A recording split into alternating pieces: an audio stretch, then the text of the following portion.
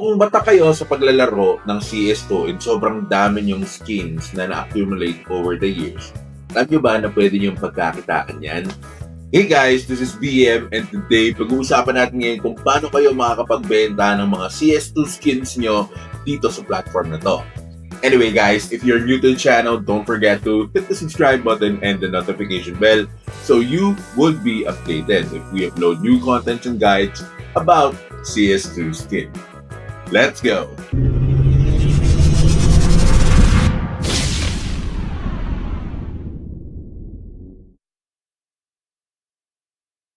So, welcome back mga tol, no? So today, pag-usapan natin guys kung paano nga ba kayo kikita by just selling off your skins sa CS2.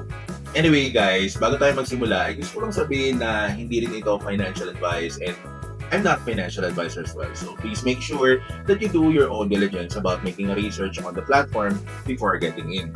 Anyway, gusto ko lang din kayong ma-inform guys na nag-reach out po sa atin si CS2 Skin. Okay? And they wanted us to do a review about their platform. So ganun yung gagawin natin today guys. Okay? Papakita natin sa inyo kung ano yung mga game modes na meron sila, paano magbibenta at magde-deposit ng skin, and also paano i-set up yung account. So tara, huwag na natin patagalin to at simulan na natin. So number one is creating an account. So makikita nyo dito sa website na merong sign up button. Now when you click on sign up button, there are multiple ways on how you can log in. Pwede kayong mag-login gamit yung Steam account nyo, pwedeng Google account, or even the Discord account you have. Pwede rin, you can actually enter your username, email, and password manually. And then of course, meron dyang verification code na mag-send sa email nyo. So ako, my preference will always be Google kasi napakadaling mag-login gamit ang Google account. So dito guys, I can use the same email that I'm using for MMOs that I'm playing. So yan, after that, you will be able to log in successfully. And as you all know guys, since pinagawa tayo ng video, meron tayo ditong credits ng points, okay? Now, itong coin na to is actually the main token of this platform. And this coin will be convertible into USDT. So later on, papakita ko sa inyo kung magkano yung value ng coin na yan into USDT. Alright? But first, check muna natin yung marketplace kasi dito kayo makakapag-sell ng mga CS2 skin nyo. Okay? Now, as you can see here, napakaraming items ang pwede nyong ibenta dito. Pwedeng SMG, pwedeng knives, pwedeng heavy ARs, pwedeng snipers, pwedeng stickers, meron ding mga cases. So, you can either check each one of these and kung anong meron kayo dun sa CS2 account nyo, it will also reflect here kapag na-connect nyo yung Steam account nyo. But anyway, here are the example pricing. Okay? So, let's say for example, you have AWP and you're planning to sell it. So, ito yung price na currently listed right now. So, the lowest is around 19,105.2. Okay, then yung mga M4s, then the price are pretty much lower than AWP. Pero I think the one who sets the price here are the community itself. Okay, yung mga nag-deposit na ng mga skins nila dito. Alright, so napakaraming skins niyan. And tandaan niyo yung value ng coin, okay? Kasi later on, papakita ko sa inyo yung conversion rate. Alright? But anyway, so you can list pretty much all your items here kung sakaling quit naman na kayo sa CS2. So paano nyo yan gagawin guys? Okay, makikita nyo dito sa gilid na merong deposit to sell.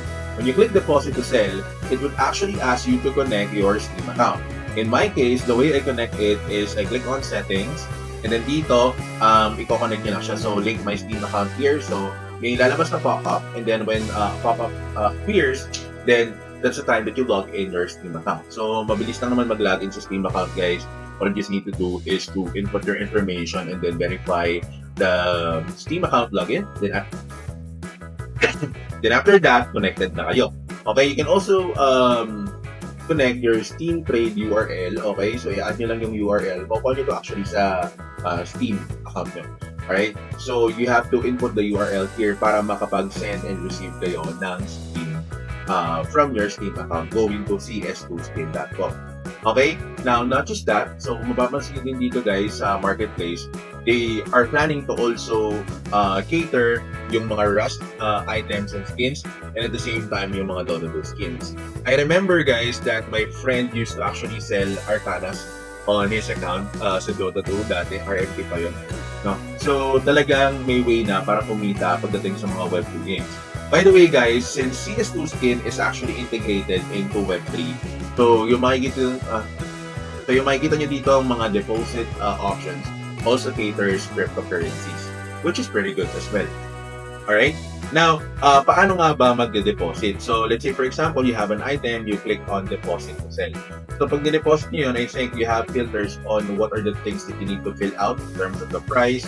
Okay? Para at least you will be able to set it on the price that you like it to be sold. Okay? Now, when you click on deposit, there are options here. Kung mapapansin nyo dito, pwede kayo mag-deposit ng crypto. So, Bitcoin, Ethereum, Solana, USDC, and USDT. Okay? Pag fiat naman yung i-deposit nyo, you have multiple options as well. So, doon sa mga tao na naghahanap ng skins naman sa CS2, this is a great platform to be in because you'll be able to also deposit easily. Okay? May Google Pay, may Apple Pay, may MasterCard, may Visa. Okay? Then may DarPay din. Then meron silang mga gift cards and vouchers. I'm not really sure how they work, but I think this is when it comes to the Amazon gift cards, yung mga ganun guys, you can actually use it very well. Okay? Now, let's say for example, USDT yung gagamitin ko. These are the available options. So, merong 3 available networks. Merong Ethereum, BSC, and also Tron. Okay? For me, kung magde-deposit ako dito, I'd pretty much use BSC. Okay? And then, the minimum deposit will be at least 2 USDT. Alright?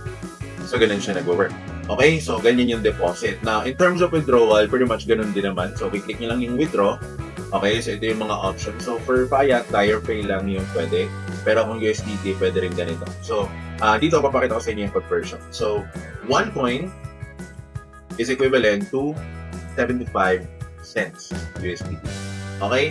So, basically, kung sumahin natin, let's say USDT to PHP. Okay? So, ang presyo niya, grabe, 60 pesos na yung USDT guys. 0.75. That's around 45 pesos. Okay? Imagine, the price that we saw earlier, kung mabenta nyo man lang ng kahit 10,000 coin yung skin nyo na yun, that's around 7,500 USDT, which is, I think, malabo yun. Okay? Pwede pa siguro kung mabibenta nyo siya ng mga 1,000, like $750. Pero, in terms of like selling it ng 15,000, parang malabo yung guys. Parang walang bibili nun. If in any case, mas mahal pa yun dun sa actual item. Okay? Pero may mga skins din kasi na sobrang rare at hindi nyo na makukuha. So, there's a possibility as well na mabili din nyo. Kung sobrang rare siya guys ha. Alright? So, since they're also going to cater Dota 2, I think Dota 2 market is broad in terms of skins and items to sell. So, abangan natin yan guys. I think meron din ng mga skins sa Dota 2. So, pretty much we can also sell it here. Okay? Now, dako naman tayo dito sa mga games na available sa kanila. So, meron silang 4 types of games. So, meron dito cases. Okay? Dito, i-unbox nyo lang yung mga cases but it would cost you the points. Okay? So, technically, nag-take kayo ng risk in order for you to get the items. Okay? So, pwede kayong bumili dyan. Let's say, for example, itong talent piece. So, mataas yung level ng risk niya, 75% yung risk. So, the more na mababa yung presyo ng mga cases, the more na, of course, mataas yung risk niya. Okay? So, you can either buy those na matataas yung risk kung limited lang yung budget nyo. Meron din mga low risk, pero basically, yung mga items na makukuha nyo doon are just probably stickers, which is low value. Okay? So, ganun siya nag-work. So, check lang kayo ng mga box dito kung ano yung mga gusto nyo item. So, basically, parang ano to guys parang alam niyo sa sapatos guys, mystery box, parang ganun. It's like mystery box. So, basically, kapag in-open nyo to, may chance kayo na makakuha ng M4, A4. Ang pinakamababa na makukuha nyo would be the Nightwish na AK-47. Right? But the price of it is 403. So, minimum, you should be able to get at least yung pataas na, from driver gloves up until M4 A4 para at least kahit paano worth it yung inyong worth it yung pagbubukas nyo ng cases. Okay? Now, meron din mga case battle here wherein you will be able to create some battles. So, pwede nyo i-copy yung mga battles. So, pag create kayo ng battle dito, you can add a case. Okay? So, ayan, pwede nyo ilaban yung case nyo na yan. Okay, ganun naman siya nag-work. So, merong 1v1, merong 3 players, merong 4 players, and merong 6 players as well. So, siguro, depende to sa swerte. So, you should try your luck pagdating sa case battle. Okay? Now, the other one is gonna be roulette. So, ito guys, yung typical na nakikita natin sa Facebook. Okay, you should also try your luck. If in any case man naswerte kayo sa mga ganitong klase ng game modes, then you should be able to win some. But anyway, ganun nga guys. So, kumbaga may certain amount of, risk na tinatawag pagdating dito. Kasi syempre, hindi naman laging panad. Okay? So, alam niyo naman guys that the house always wins. So, parang ganun siya nag-work. Okay? So, another game mode na meron sila would be the Crash. Ito nilalagay ko din to guys. So, basically, ang pinaka-mode lang na medyo may idea tayo is Crash. Okay? So, dito, pwede kayong mag-try ng swerte nyo.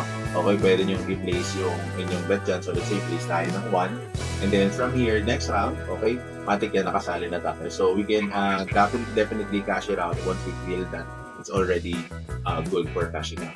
So, dito naman guys, di pa natin kina-cash out guys. So, try natin. Tingnan natin kung hanggang saan siya. Angat. Yun, tatalo tayo. Dapat kinash out ko lang times 2 eh. But anyway, ganun lang siya nag-work. Alright, so these are the multiple game modes. Now, there's also the sports. Okay, parang ano to guys, parang prediction markets to. You will predict who will win. And of course, kung na-predict nyo ng tama, matik yun guys that you will be able to get rewarded as well. So these are the live matches of Counter-Strikes. Okay, makikita nyo dito that there are upcoming where you can actually place your bet on the winners. Okay, so ganun siya kasimple. So ito yung mga possible na maglalaban for today. Okay, so later, yan yung schedule nila. So you will be able to also check different games as well. Here, merong Valorant, merong League of Legends, merong soccer, basketball is also here. Okay, Meralco Bolts and Templado Hotshots. So, okay, PBA to guys Meron, no? May PBA guys. So anyway, aside from that, meron din namang Dota 2. Siyempre, Dota 2 yung ano natin favorite natin dyan. But, yun nga, may mga other game modes dito. May mga chess, okay, si Carlos, or Carlsen Magnus. Carlos tuloy. Example ko yung last name, tsaka first name Anyway, yun. And then, you will also get rewarded as well for the weekly race. So, dito makakuha kayo ng points. Okay, so these points, pag nag-view tayo ng leaderboard, makikita natin who is the main winner. Okay? So, tayo pang 273 lang tayo. Wala tayong presyo guys kasi kaka-sign up lang natin dito. So, may competition din siya. Alright? But basically, yun lang naman guys. And my thoughts here is if you have skills, you can sell it. Okay? But sabi ko nga guys, kapag kinonect niyo yung account nyo, alam niyo na din yung tinitake yung cut. Okay? Pagdating sa ganyan. But anyway, yun lang naman. Maraming salamat ulit sa panonood. Medyo long yung video natin ngayon. Okay? But anyway, tatry ko to i-compress. And yun lang. Maraming salamat ulit. And peace out.